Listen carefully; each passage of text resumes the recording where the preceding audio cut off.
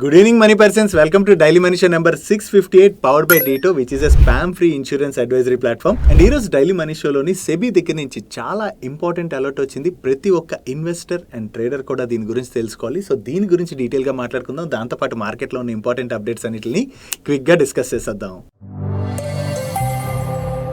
ముందుగా market update చూసినట్లయితే ఈ రోజు సెషన్లో కూడా మనం మార్కెట్లోని ప్రెషర్ చూసాం. చివరికి ఈ రోజు సెషన్లో సెన్సెక్స్ 286 పాయింట్స్ కరెక్ట్ అయ్యి 65,226 పాయింట్స్కి క్లోజ్ అయినట్లయితే నిఫ్టీ 92 పాయింట్స్ కరెక్ట్ అయ్యి 19,436 పాయింట్స్కి క్లోజ్ అయింది. అండ్ ఈ రోజు సెషన్లో మిడ్ క్యాప్ ఇండెక్స్ 1.40% కరెక్ట్ అయినట్లయితే స్మాల్ క్యాప్ ఇండెక్స్ 1.04% కరెక్ట్ అయింది. అండ్ బ్యాంక్ నిఫ్టీ 0.98% కరెక్ట్ అయింది. కంటిన్యూస్ గా గ్లోబల్ మార్కెట్స్ లోని ప్రెషర్ చూస్తున్నాం. ఈవెన్ మన ఇండియన్ మార్కెట్ లో కూడా ప్రెషర్ కనపడుతుంది. అండ్ ఈ రోజు కూడా మార్నింగ్ నుంచి మన ఇండియన్ మార్కెట్ లో అయితే బాగానే ప్రెషర్ కనపడింది. కానీ సెకండ్ హాఫ్ తర్వాత మార్కెట్ లో కొంత రికవరీ అయితే చూసాం. బట్ స్టిల్ చివరికి అయితే మార్కెట్ నెగిటివ్ లోనే క్లోజ్ అయింది. దీనికి రీజన్ మనం ఆల్రెడీ మన డైలీ మనీ షోలో మాట్లాడుకుంటున్నాం కదా. యుఎస్ లోని బాండ్ డీల్స్ అయితే కంటిన్యూస్ గా పెరుగుతున్నాయి. ఇలా బాండ్ డీల్స్ ఎప్పుడైతే పెరుగుతాయో ఆ టైంలోని ఈక్విటీ మార్కెట్స్ లోంచి అవుట్ ఫ్లోస్ అన్నవి మనం చూస్తూ ఉంటాం.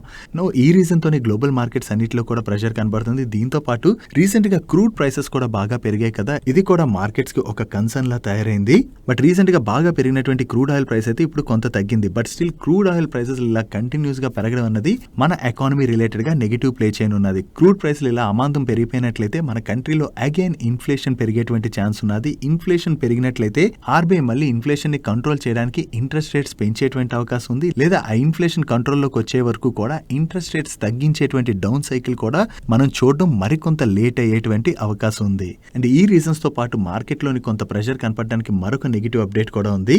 యుఎస్ లో అయితే కొంత పొలిటికల్ అన్సర్టనిటీ కనబడుతున్నది. ఈ యుఎస్ హౌస్ స్పీకర్ అయినటువంటి మెక్కారీ గారికి అగైనిస్ట్ గా ఓట్ చేసి ఆయన్ని ఆ స్పీకర్ పదవి నుంచి తొలగించడం జరిగింది. ఈయన అపోజిషన్ పార్టీ అయిన రిపబ్లికన్ పార్టీకి చెందినటువంటి వ్యక్తి. ఈయన ప్లేస్ లోని రిపబ్లికన్స్ డొనాల్డ్ ట్రంప్ గారిని రీప్లేస్ చేయడానికి ప్రయత్నిస్తున్నట్టుగా కూడా న్యూస్ అప్డేట్స్ వస్తున్నాయి. సో ఇటువంటి పొలిటికల్ అన్సర్టనిటీస్ అవి కూడా ఎప్పుడైతే క్రియేట్ అవుతాయో దాని వల్ల కూడా కొంత ఈక్విటీ మార్కెట్స్ లోని ప్రెషర్ కనపడేటువంటి అవకాశం ఉంది. నెక్స్ట్ సెబీ దగ్గర నుంచి ఇన్వెస్టర్స్ రిలేటెడ్ గా ఒక గుడ్ న్యూస్ అయితే వచ్చింది. యాక్చువల్లీ చాలా మంది వాళ్ళ డీమ్యాట్ అకౌంట్స్ త్రూ స్టాక్స్ లో ఇన్వెస్ట్ చేస్తుంటారు కదా. ఒకవేళ ఈ ఇన్వెస్ట్ చేసినటువంటి వ్యక్తి సడన్ గా చనిపోయినట్లయితే ఆ షేర్స్ ని వాళ్ళ నామినీ కావచ్చు, లేదా జాయింట్ అకౌంట్ హోల్డర్ కావచ్చు, లేదా ఫ్యామిలీ మెంబర్స్ కావచ్చు, వాళ్ళు ట్రాన్స్ఫర్ చేసుకోవాలంటే ఇప్పటి వరకు ఆ ప్రాసెస్ అన్నది కొంచెం టఫ్ గా ఉండేది. సో ఇది గమనించినటువంటి సెబీ ఈ ప్రాసెస్ ను ఇప్పుడు సింప్లిఫై చేస్తున్నట్టుగా అనౌన్స్ చేయడం జరిగింది. దీనిలో భాగంగా స్టాక్స్ ఆర్ మ్యూచువల్ ఫండ్స్ లోని ఇన్వెస్టర్స్ ఇన్వెస్ట్ చేస్తుంటారు కదా. ఒకవేళ ఆ ఇన్వెస్ట్ చేసినటువంటి వ్యక్తి గనక చనిపోయినట్లయితే వెంటనే ఆ వ్యక్తికి చెందినటువంటి జాయింట్ అకౌంట్ హోల్డర్ కావచ్చు, నామినీ కావచ్చు, లేదా ఫ్యామిలీ మెంబర్స్ కావచ్చు, ఈ వ్యక్తి చనిపోయినట్లుగా కేఆర్ఎస్ అంటే KYC registration agencies like stock exchanges BSC and NSC and అలాగే స్టాక్ డిపాజిటరీ ఆర్మ్స్ ఉంటాయి కదా, వీటికి ఆ వ్యక్తి చనిపోయినట్లుగా డెత్ సర్టిఫికెట్ తో పాటు పాన్ కార్డ్ ను కూడా సబ్మిట్ చేయవలసి ఉంటుంది. వన్స్ ఆ సబ్మిషన్ గనక జరిగిపోయినట్లయితే ఆ అకౌంట్ లో ఎటువంటి ట్రాన్సాక్షన్స్ జరగకుండా బ్లాక్ చేస్తారు. అండ్ దాని తర్వాత ఈ అకౌంట్ కి చెందినటువంటి వ్యక్తి చనిపోయినట్లుగా డెత్ సర్టిఫికెట్ సబ్మిట్ చేస్తాం కదా. ఈ సబ్మిట్ చేసినటువంటి సర్టిఫికెట్ ని వీళ్ళు ఆన్లైన్ లో గానీ లేదా ఆఫ్లైన్ మోడ్ లో గానీ కరెక్టా కాదా అని చెప్పి వెరిఫికేషన్ చేసుకోవడం జరుగుతుంది. వన్స్ ఈ వెరిఫికేషన్ ప్రాసెస్ కంప్లీట్ అయిపోయినట్లయితే నెక్స్ట్ ఆ నామినీ ఆర్ ఫ్యామిలీ మెంబర్స్ ఆ షేర్స్ ని వాళ్ళ అకౌంట్ కి ట్రాన్స్ఫర్ చేసేటువంటి ప్రాసెస్ అన్నది మొదలవుతుంది. ఇలా చేయడం వల్ల ఏమవుతుందంటే ఒకవేళ సడన్ గా ఇన్వెస్ట్ చేసినటువంటి వ్యక్తి ఎవరైనా చనిపోయారు అనుకోండి, ఆ షేర్స్ ట్రాన్స్ఫర్ చేసుకోవడానికి ఇన్నాళ్ళు టఫ్ అయ్యేది. బట్ ఈ ప్రాసెస్ ఇప్పుడు సింప్లిఫై చేసేసారు కాబట్టి ఒకవేళ ఆ వ్యక్తి చనిపోయినా వాళ్ళకి సంబంధించినటువంటి ఫ్యామిలీ మెంబర్స్ కావచ్చు, నామినీ కావచ్చు, ఇలా ఈజీగా ఆ షేర్స్ ని ట్రాన్స్ఫర్ చేసుకోవచ్చు. ఒకవేళ ఇన్వెస్ట్ చేసినటువంటి వ్యక్తి చనిపోయిన వెంటనే నామినీ దగ్గర డెత్ సర్టిఫికేట్ లేదనుకోండి, వాళ్ళు ఈ కేవైసీ రిజిస్ట్రేషన్ ఏజెన్సీస్ కి ఇన్ఫార్మ్ చేసినట్లయితే ఆ కేవైసీ రిజిస్ట్రేషన్ ఏజెన్సీస్ అయితే ఆ అకౌంట్ ని ఆన్ హోల్డ్ లో పెడతారు. దాని తర్వాత నామినీ అగైన్ డెత్ సర్టిఫికేట్ అయితే సబ్మిట్ చేయవలసి ఉంటుంది. అండ్ ఈ డెత్ సర్టిఫికేట్ వన్స్ సబ్మిట్ అయిపోయి సేమ్ ఇందాక మాట్లాడుకున్నాం కదా వెరిఫికేషన్ ప్రాసెస్, ఆ వెరిఫికేషన్ ప్రాసెస్ కంప్లీట్ అయిపోయి అనుకోండి, నెక్స్ట్ ఆ షేర్స్ అయితే ఈ విధంగా ఈజీగా ట్రాన్స్ఫర్ చేసుకోవచ్చు. సెబీ కొత్త రూల్ ఏదైతే తీసుకొచ్చిందో అది ఇన్వెస్టర్స్ రిలేటెడ్ గా మనం చాలా పాజిటివ్ గా అర్థం చేసుకోవచ్చు. నెక్స్ట్ సెబీ రిలేటెడ్ గా మరొక న్యూస్ కూడా సర్క్యులేట్ అవుతుంది. యుఎస్ లోని మనం ఇన్వెస్ట్ చేస్తున్నాం అనుకోండి, మనం ఏ కంపెనీలో అయినా ఒక షేర్ ని కొనుక్కోవాల్సినటువంటి అవసరం లేదు. ఈవెన్ ఫ్రాక్షనల్ షేర్స్ కూడా కొనుక్కోవచ్చు. ఫర్ ఎగ్జాంపుల్ ఇక్కడ ఎవరికైతే అర్థం కాదో వాళ్ళకి సింప్లిఫై చేసి చెప్తాను. ఏదైనా ఒక షేర్ వాల్యూ చాలా ఎక్కువగా ఉన్నది అనుకోండి, మన దగ్గర అన్ని డబ్బులు లేకపోతే ఆ స్టాక్ ని మనం కొనలేం కదా. కాకపోతే యుఎస్ లో మాత్రం మనం ఆ స్టాక్స్ ని ఫ్రాక్షన్ లో కూడా కొనుక్కోవచ్చు. లైక్ ఆ షేర్ వాల్యూ 1000 రూపాయలు ఉంది కానీ మన దగ్గర 100 రూపాయలు ఉన్నాయనుకోండి, మనం 100 రూపాయలు పెట్టి కూడా ఆ షేర్ ని కొనుక్కోవచ్చు. సో ఇటువంటి మెకానిజమే మన ఇండియాలో కూడా తీసుకురావడానికి అయితే సెబీ వర్క్ చేస్తున్నట్టుగా సిఎన్బిసి వాళ్ళు వాళ్ళ సోర్సెస్ ద్వారా తెలిసినటువంటి ఇన్ఫర్మేషన్ ని షేర్ చేస్తున్నారు. సెబీ అయితే దీని రిలేటెడ్ గా మినిస్ట్రీ ఆఫ్ కార్పొరేట్ అఫైర్స్ వాళ్ళతో కలిపి వర్క్ చేస్తున్నదని అండ్ దీనికోసం అని చెప్పి కంపెనీ యాక్ట్స్ రిలేటెడ్ గా నెసెసరీ అమెండ్మెంట్స్ ఏవైతే తీసుకురావాలో వాటి రిలేటెడ్ గా సెబీ ఎంసీఐ వాళ్ళతోని డిస్కషన్స్ లో ఉన్నట్లుగా వీళ్ళు షేర్ చేస్తున్నారు. చూడాలి, ఇలాంటి ఫ్రాక్షనల్ షేర్స్ లో కూడా ఇన్వెస్ట్ చేసుకునేటువంటి ఆపర్చునిటీ తీసుకొచ్చినట్లయితే అది ఇన్వెస్టర్స్ రిలేటెడ్ గా బెనిఫిట్ అయితే కానుంది. ఎందుకంటే చాలా హై వాల్యూలో ఉన్నటువంటి షేర్స్ ని అందరూ కొనలేకపోవచ్చు కదా. సో ఒకవేళ ఈ రూల్ ని కనుక తీసుకొచ్చినట్లయితే ఎటువంటి షేర్స్ లో అయినా మనం ఫ్రాక్షన్స్ లో ఇన్వెస్ట్ చేసుకోవచ్చు. కాబట్టి ప్రతి ఒక్కరు హై వాల్యూ షేర్స్ లో కూడా ఇన్వెస్ట్ చేసుకునేటువంటి ఆప్షన్ అయితే దొరుకుతుంది. డైలీ మార్కెట్లో వచ్చేటువంటి ఇటువంటి ఇంపార్టెంట్ అప్డేట్స్ ని మీతో డీటెయిల్ గా షేర్ చేయడానికి మన మనీ పర్స్ టీమ్ ఏవైతే ఎఫర్ట్స్ పెడుతుందో ఆ ఎఫర్ట్స్ కనుక మీకు హెల్ప్ఫుల్ అవుతున్నట్లయితే వీడియోని మర్చిపోకుండా లైక్ చేయడానికి ప్రయత్నించండి. నెక్స్ట్, రిలయన్స్ ఇండస్ట్రీస్ వాళ్ళు రిలయన్స్ రీటైల్ యొక్క బిజినెస్ ని స్ట్రాంగ్ గా గ్రో చేయడానికి అయితే ప్రయత్నిస్తున్నారు. దీనిలో భాగంగా ఈ రిలయన్స్ రీటైల్ వెంచర్స్ లిమిటెడ్ లోకి వీళ్ళు బాగానే ఫండ్ రైజ్ చేస్తున్నారు అండ్ అలాగే వేరియస్ బ్రాండ్స్ ని కూడా అక్వైర్ చేసుకుంటూ వెళ్తున్నారు. ఇప్పుడు రిలయన్స్ రీటైల్ వెంచర్స్ యొక్క సబ్సిడరీ కంపెనీ అయినటువంటి రిలయన్స్ బ్రాండ్స్ లిమిటెడ్ వాళ్ళు UK based super dry PLC వాళ్ళతోని ఒక అగ్రిమెంట్ లోకి ఎంటర్ అయ్యారు. ఈ అగ్రిమెంట్ లో భాగంగా రిలయన్స్ బ్రాండ్స్ లిమిటెడ్ యొక్క యూకే సబ్సిడరీ కంపెనీ అయినటువంటి ఆర్బీయూకే అండ్ అలాగే ఈ సూపర్ డ్రై వాళ్ళు కలిపి ఒక జాయింట్ వెంచర్ కంపెనీ ఫామ్ చేయబోతున్నారు. ఈ జాయింట్ వెంచర్ లోని రిలయన్స్ బ్రాండ్ యూకే వాళ్ళు 76% స్టేక్ ని హోల్డ్ చేయబోతున్నట్లయితే సూపర్ డ్రై వాళ్ళు 24% స్టేక్ ని హోల్డ్ చేయబోతున్నారు. అండ్ ఈ జాయింట్ వెంచర్ యొక్క ముఖ్య ఉద్దేశం ఏంటంటే India, Sri Lanka and Bangladesh territories లోని ఈ సూపర్ డ్రై వాళ్ళకు ఉన్నటువంటి ఇంటెలెక్చువల్ ప్రాపర్టీ అసెట్స్ ఏవైతే ఉన్నాయో వాటిని వీళ్ళు అక్వైర్ చేయబోతున్నారు. ఈ సూపర్ డ్రై అనేది యూనిక్ ఫ్యాషన్ బ్రాండ్. ఎక్కువగా యంగ్ పాపులేషన్ కోసం వీళ్ళు క్లోత్స్ అయితే డిజైన్ చేస్తూ ఉంటారు. అండ్ ఆల్రెడీ ఈ బ్రాండ్ కి మన ఇండియాలోని 50 సిటీస్ లోని 200 పాయింట్స్ ఉన్నాయి. అండ్ అంతేకాకుండా ఈ కామర్స్ ద్వారా కూడా వీళ్ళ ప్రొడక్ట్స్ ని సేల్ చేస్తూ ఉంటారు. ఈ సూపర్ డ్రై బ్రాండ్ యొక్క ప్రొడక్ట్స్ ని మీరు ఆల్రెడీ చూసే ఉండొచ్చు. ఒకవేళ ఎవరైనా వీటిని యూజ్ చేసినట్లయితే మీకు ఎలా అనిపించాయి అన్నది కింద కామెంట్ సెక్షన్ లో కామెంట్ చేయడానికి ప్రయత్నించండి.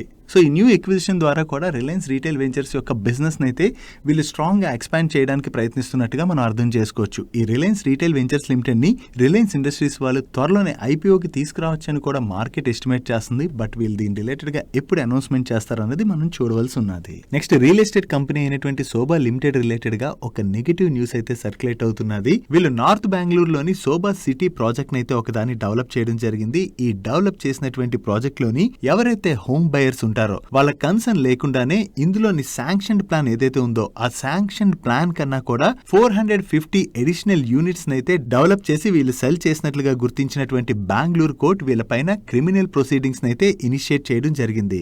యాక్చువల్లీ ఈ కేసులో ఏం జరిగిందంటే ఈ శోభా లిమిటెడ్ వాళ్ళకి నార్త్ బెంగళూరులో వీళ్ళు కన్స్ట్రక్ట్ చేసినటువంటి శోభా సిటీ ప్రాజెక్ట్ లోని వీళ్ళ డెవలప్మెంట్ ప్లాన్ కి ఏదైతే అప్రూవల్ వచ్చిందో ఆ ప్లాన్ ని రివైజ్ చేసి ఆ రివైజ్డ్ ప్లాన్ కి వీళ్ళకి Karnataka state fire and emergency services వాళ్ళ దగ్గర నుంచి అయితే మే 2030లోని నో అబ్జెక్షన్ సర్టిఫికెట్ అయితే ఇష్యూ అయినట్టుగా అది చూపించే వీళ్ళు అడిషనల్ యూనిట్స్ అయితే డెవలప్ చేయడం జరిగింది. కాకపోతే 2017లోని శ్రీనివాస్ తల్లా అనేటువంటి వ్యక్తి ఈ ప్రాజెక్ట్ లోని ఒక అపార్ట్మెంట్ ని కొన్నారు. ఆ కొన్న తర్వాత అతను రైట్ టు ఇన్ఫర్మేషన్ యాక్ట్ కింద జనవరి 2022లోని కర్ణాటక ఫైర్ డిపార్ట్మెంట్ దగ్గర నుంచి ఈ ప్రాజెక్ట్ రిలేటెడ్ గా ఏవైతే అప్రూవల్స్ ఉన్నాయో వాటి డేటానంతా సేకరించిన తర్వాత తెలిసినటువంటి విషయం ఏంటంటే వీళ్ళు డాక్యుమెంట్స్ ని ఫోర్జరీ చేసి ఫ్రాడ్లెంట్ కాపీ ద్వారా నో అబ్జెక్షన్ సర్టిఫికెట్ అయితే ఇష్యూ చేసినట్టు చూపించినట్లుగా బయటపడింది. దాంతో బెంగళూరు కోర్టులోని శోభా లిమిటెడ్ వాళ్ళపైన కేసు వేసేసరికి ఈ శోభా లిమిటెడ్ కి అగైనిస్ట్ గా బెంగళూరు కోర్టు క్రిమినల్ ప్రొసీడింగ్స్ ని ఇనిషియేట్ చేసినట్లుగా మనీ కంట్రోల్ వాళ్ళు రిపోర్ట్ చేస్తున్నారు. సో ఈ న్యూస్ ఎప్పుడైతే బయటకు వచ్చిందో దాంతోనే ఒక్కసారిగా ఈ రోజు సెషన్ లో మనం శోభా లిమిటెడ్ స్టాక్ లోని ప్రెషర్ చూసాం. Next, consumer electronics and transportation sectors లోని product engineering and digital transformation services offer చేసేటువంటి సాస్కెన్ టెక్నాలజీ స్టాక్ ఈ రోజు మార్నింగ్ నుంచి చాలా పాజిటివ్ గా రియాక్ట్ అయింది కదా. దీనికి రీజన్ ఈ సాస్కెన్ టెక్నాలజీస్ వాళ్ళు క్వాల్కమ్ వాళ్ళతోని కొలాబరేషన్ అనౌన్స్ చేశారు. ఈ కొలాబరేషన్ లో భాగంగా వీళ్ళు క్వాల్కమ్ యొక్క ఐఓటీ యాక్సలరేటర్ ప్రోగ్రామ్ లోని వన్ ఆఫ్ ద మెంబర్ గా సెలెక్ట్ అవడం జరిగింది. దీనిలో వీళ్ళిద్దరూ కలిపి ఏం చేయబోతున్నారంటే నెక్స్ట్ జనరేషన్ ఐఓటీ సొల్యూషన్స్ అంటే internet of things like Amazon Alexa and అలాగే వైఫై ఎనేబుల్డ్ వాషింగ్ మిషన్స్ ఇవన్నీ ఉంటాయి కదా, ఇటువంటి టెక్నాలజీస్ అయితే డెవలప్ చేయబోతున్నారు. సో వీళ్ళు క్వాల్కమ్ లాంటి కంపెనీతోని కొలాబరేట్ అయ్యారని చెప్పి అనౌన్స్మెంట్ రావడంతోనే ఈ రోజు సెషన్ లో మనకి సాస్కెన్ టెక్నాలజీ స్టాక్ లో అంత పాజిటివ్ మూమెంటం కనపడింది. నెక్స్ట్, రైల్వే పిఎస్యూ కంపెనీ అయినటువంటి ఆర్వీఎన్ఎల్ వాళ్ళకి హిమాచల్ ప్రదేశ్ ఎలక్ట్రిసిటీ డిపార్ట్మెంట్ దగ్గర నుంచి సౌత్ జోన్ లోని కొన్ని ఎలక్ట్రిసిటీ వర్క్స్ రిలేటెడ్ గా 1097 crores వర్త్ ఆర్డర్స్ ని విన్ అయ్యారని చెప్పి నేను డిస్కస్ చేసుకున్నాం కదా. ఇప్పుడు మళ్ళీ same Himachal Pradesh electricity department వాళ్ళ దగ్గర నుంచి వీళ్ళకి అనదర్ 444 crores వర్త్ ఆర్డర్ వచ్చింది. ఈ ఆర్డర్ లో భాగంగా ఈసారి నార్త్ జోన్ లోని వీళ్ళు హిమాచల్ ప్రదేశ్ ఎలక్ట్రిసిటీ వాళ్ళకి ఎలక్ట్రిసిటీ రిలేటెడ్ వర్క్స్ అయితే చేయబోతున్నారు. రీసెంట్ గా మనం చూసినట్లయితే ఆర్వీఎన్ఎల్ వాళ్ళకి కంటిన్యూస్ గా మంచి ఆర్డర్స్ వస్తున్నాయి. నెక్స్ట్ 4-వీలర్ మ్యానుఫ్యాక్చరింగ్ కంపెనీ అయినటువంటి మారుతి సుజుకి వాళ్ళ రిలేటెడ్ గా చిన్న నెగటివ్ అప్డేట్ ఉన్నది. వీళ్ళకి యాక్చువల్లీ ఇన్కమ్ ట్యాక్స్ డిపార్ట్మెంట్ దగ్గర నుంచి అసెస్మెంట్ ఇయర్ 2019-20 కి గాను అప్రాక్సిమేట్లీ 2160 crores వరకు డిమాండ్ నోటీస్ అయితే రిసీవ్ చేసుకున్నారు. సో వీళ్ళకి డిమాండ్ నోటీస్ రావడంతో దీని రిలేటెడ్ గా కంపెనీ మాట్లాడుతూ వీళ్ళకి వచ్చినటువంటి ఈ నోటీస్ రిలేటెడ్ గా డిస్ప్యూట్ రిజల్యూషన్ ప్యానెల్ ముందు అయితే వీళ్ళ అబ్జెక్షన్స్ రైజ్ చేయబోతున్నట్టుగా చెప్తున్నారు. సో వన్స్ వీళ్ళ అబ్జెక్షన్స్ రైజ్ చేసినట్లయితే డిస్ప్యూట్ రిజల్యూషన్ ప్యానెల్ వాళ్ళ దగ్గర నుంచి ఎటువంటి వర్డిక్ట్ వస్తుంది అన్నది చూడాలి. సో ప్రెసెంట్ అయితే దీని వల్ల వీళ్ళపైన ఎటువంటి ఫైనాన్షియల్ ఇంపాక్ట్ ఉండదని చెప్పి మేనేజ్మెంట్ అయితే కామెంట్ చేయడం జరిగింది. బట్ కంపెనీ రిలేటెడ్ ఇది నెగిటివ్ అప్డేట్ కాబట్టి మార్నింగ్ నుంచి స్టాక్ లో మనం కొంత ప్రెషర్ చూసాం. Next IDFC first bank QIP ఈ వీక్ లో ఓపెన్ అవబోతున్నట్టుగా వచ్చినటువంటి న్యూస్ గురించి నిన్న మన న్యూస్ వీడియోలో డిస్కస్ చేసుకున్నాం కదా. దీని రిలేటెడ్ గా ఐడిఎఫ్సి ఫస్ట్ బ్యాంక్ దగ్గర నుంచి నిన్న నైట్ అఫీషియల్ కమ్యూనికేషన్ అయితే వచ్చింది. వీళ్ళు QIP యొక్క ఫ్లోర్ ప్రైస్ ని 94 రూపీస్ 95 పైసాగా ఫిక్స్ చేయడం జరిగింది. ఫర్దర్ గా ఏదైనా డిస్కౌంట్ ఇస్తారన్నది మనకి October 6th రోజున తెలుస్తుంది. ఈ QIP లో వీళ్ళు అప్రాక్సిమేట్లీ 2000 to 3000 crores అయితే రైజ్ చేయబోతున్నారు. దీనిలో వీళ్ళు 3.3% to 4.94% ఈక్విటీ వరకు డైల్యూట్ చేసేటువంటి అవకాశం ఉన్నది. సో ఈ QIP అయితే నిన్న ఓపెన్ అయిపోయింది. సో దీంతోనే ఈ రోజు సెషన్ లో మనకి ఐడిఎఫ్సి ఫస్ట్ బ్యాంక్ స్టాక్ లో ప్రెషర్ కనపడింది. వీళ్ళు రైజ్ చేయబోయేటువంటి ఫండ్స్ ద్వారా వీళ్ళ బ్యాలెన్స్ షీట్ స్ట్రెంథెన్ చేయబోతున్నట్లుగా అండ్ అలాగే ఫ్యూచర్ గ్రోత్ రిలేటెడ్ గా కూడా యూస్ చేసుకోబోతున్నట్లుగా వీళ్ళ మేనేజ్మెంట్ అయితే చెప్తుంది. నెక్స్ట్ బజాజ్ ఫిన్సర్వ్ వాళ్ళ రిలేటెడ్ గా కూడా ఒక నెగిటివ్ అప్డేట్ ఉన్నది. ఈ బజాజ్ ఫిన్సర్వ్ వాళ్ళ సబ్సిడరీ కంపెనీ అయిన Bajaj Allianz general insurance company ఉన్నది కదా. వీళ్ళు health, home, travel and corporate insurance లాంటి ప్రొడక్ట్స్ అయితే సేల్ చేస్తూ ఉంటారు. నో వీళ్ళకి DGST వాళ్ళ దగ్గర నుంచి 1010 crores వర్త్ డిమాండ్ నోటీస్ వచ్చింది. దీని రిలేటెడ్ గా DGST వాళ్ళు ఏం చెప్తున్నారంటే company insurance and insurance payments related గా అయితే కొన్ని ఇష్యూస్ ఉన్నాయని దాంతోనే వీళ్ళకి డిమాండ్ నోటీస్ పంపించినట్లుగా వీళ్ళు చెప్తున్నారు. అండ్ కంపెనీ కూడా దీని రిలేటెడ్ గా రెస్పాండ్ అవుతూ వీళ్ళ అడ్వైజరీ ప్యానల్ ఏదైతే ఉందో ఇష్యూ రిలేటెడ్ గా అయితే మీట్ అయిందని ఫర్దర్ గా నెక్స్ట్ స్టెప్స్ ఏం తీసుకోవాలన్నది కంపెనీ అయితే డిస్కస్ చేసి వీళ్ళు అప్రోచ్ అవబోతున్నట్లుగా అయితే షేర్ చేస్తున్నారు. బట్ వీళ్ళకి DGST వాళ్ళ దగ్గర నుంచి 1010 crores డిమాండ్ నోటీస్ వచ్చిందన్న అప్డేట్ అయితే కంపెనీ రిలేటెడ్ గా నెగిటివ్ కాబట్టి ఈ రోజు సెషన్ లో బజాజ్ ఫిన్సర్వ్ స్టాక్ లో మార్నింగ్ నుంచి మనకి ప్రెషర్ కనపడింది. నెక్స్ట్ లాస్ట్ ఫ్యూ డేస్ గా మన మార్కెట్ లోని కంటిన్యూస్ గా ప్రెషర్ చూస్తున్నాం కదా. ఈ టైంలో యాక్చువల్లీ మనం చూసినట్లయితే FPIs ఫారెన్ పోర్ట్ఫోలియో ఇన్వెస్టర్స్ ఎవరైతే ఉంటారో వాళ్ళు ఎక్కువగా సెల్ సైడ్ ఉంటున్నారు. యాక్చువల్లీ NSE 200 ఇండెక్స్ లో ఉన్నటువంటి 40 స్టాక్స్ లోని FPIs నియర్లీ 25% స్టేక్ ని హోల్డ్ చేస్తున్నట్లుగా ఎకనామిక్ టైమ్స్ వాళ్ళు రిపోర్ట్ చేస్తున్నారు.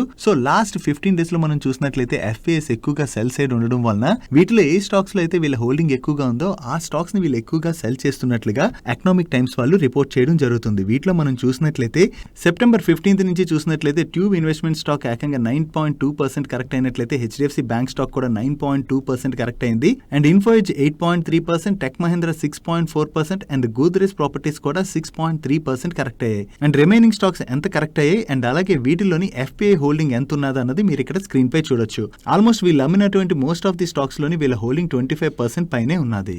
Next government of India previous గా ఉజ్వల స్కీమ్ లో భాగంగా ఎవరైతే గ్యాస్ సిలిండర్స్ రీఫిల్ చేసుకుంటారో ఆ రీఫిల్ పైన 200 రూపీస్ సబ్సిడీని అనౌన్స్ చేయడం జరిగింది. ఇప్పుడు ఆ సబ్సిడీని 200 రూపీస్ నుంచి 300 రూపీస్ కి పెంచుతున్నట్లుగా గవర్నమెంట్ ఆఫ్ ఇండియా దగ్గర నుంచి అనౌన్స్మెంట్ రావడం జరిగింది. యాక్చువల్లీ ఈ ఉజ్వల స్కీమ్ ఉమెన్ ఎవరైతే లో ఇన్కమ్ ఫ్యామిలీలో ఉంటారో వాళ్ళని క్లీన్ కుకింగ్ సైడ్ ఎంకరేజ్ చేయడానికి అని చెప్పి గవర్నమెంట్ తీసుకొచ్చినటువంటి స్కీమ్. అంటే ప్రీవియస్ గా లో ఇన్కమ్ ఫ్యామిలీస్ లో చాలా మంది కుకింగ్ అన్నది కోల్ బర్న్ చేయడం ద్వారా ఇలా చేసేవారు కదా. ఇలా చేయడం వల్ల వాళ్ళ హెల్త్ అది కూడా దెబ్బతింటుందని చెప్పి క్లీన్ కుకింగ్ సైడ్ ఎంకరేజ్ చేయడానికి అని చెప్పి ఈ ఉజ్వల స్కీమ్ అయితే లాంచ్ చేశారు.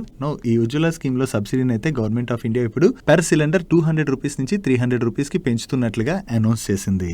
నెక్స్ట్ రియల్ ఎస్టేట్ కంపెనీ అయినటువంటి పూర్వంకర వాళ్ళ బెంగళూరు ప్రిన్సెస్ లోని IT డిపార్ట్మెంట్ వాళ్ళు రైడ్స్ కండక్ట్ చేస్తున్నట్లుగా వేరియస్ మీడియా ప్లాట్ఫామ్స్ అయితే రిపోర్ట్ చేస్తున్నాయి. బట్ ఇంకా పూర్వంకర వాళ్ళ దగ్గర నుంచి అయితే దీని రిలేటెడ్ గా ఎటువంటి అఫీషియల్ కమ్యూనికేషన్ రాలేదు. సో ఈ IT డిపార్ట్మెంట్ రైడ్స్ రిలేటెడ్ గా వాళ్ళ దగ్గర నుంచి ఎటువంటి అనౌన్స్మెంట్ వస్తుంది అన్నది మనం చూడాలి. వీళ్ళపైన IT డిపార్ట్మెంట్ రైడ్స్ జరుగుతున్నాయని న్యూస్ అప్డేట్ రావడంతోనే ఒక్కసారి పూర్వంకర స్టాక్ లోని మనకి ప్రెషర్ కనపడింది.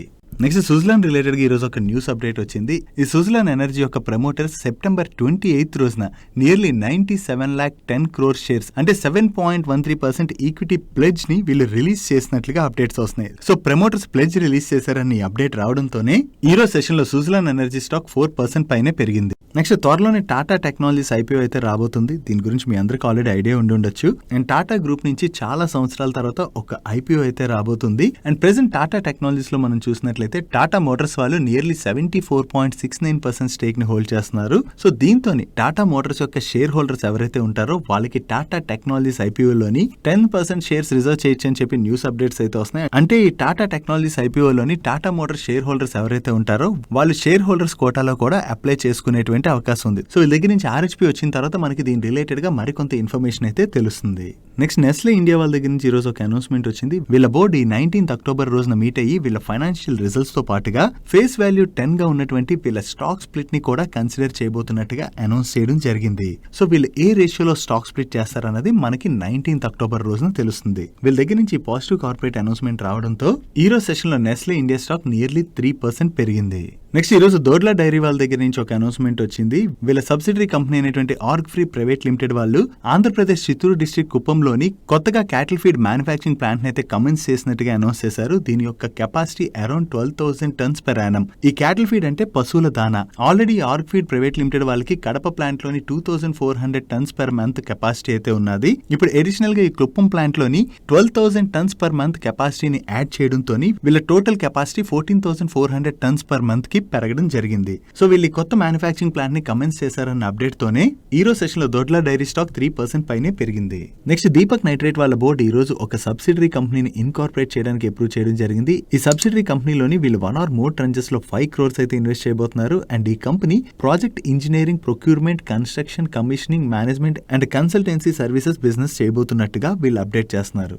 Deepak Nitrite is a chemical company. But ఈ బిజినెస్ లోకి వీళ్ళు ఎందుకు ఎంటర్ అవుతున్నారంటే ఈ దీపక్ నైట్రేట్ యొక్క brownfield and greenfield expansion projects ఉంటాయి కదా, ఈ projects R&D and successful execution related గా ఈ గ్రూప్ యొక్క టీమ్ అయితే వర్క్ చేయబోతున్నట్టుగా వీళ్ళు షేర్ చేస్తున్నారు. సో ప్రెసెంట్ వీళ్ళ ఎక్స్పాన్షన్ ప్రాజెక్ట్స్ ఏవైతే ఉన్నాయో వాటి రిలేటెడ్ గా అయితే ఈ సబ్సిడరీ కంపెనీ వర్క్ చేయబోతుంది.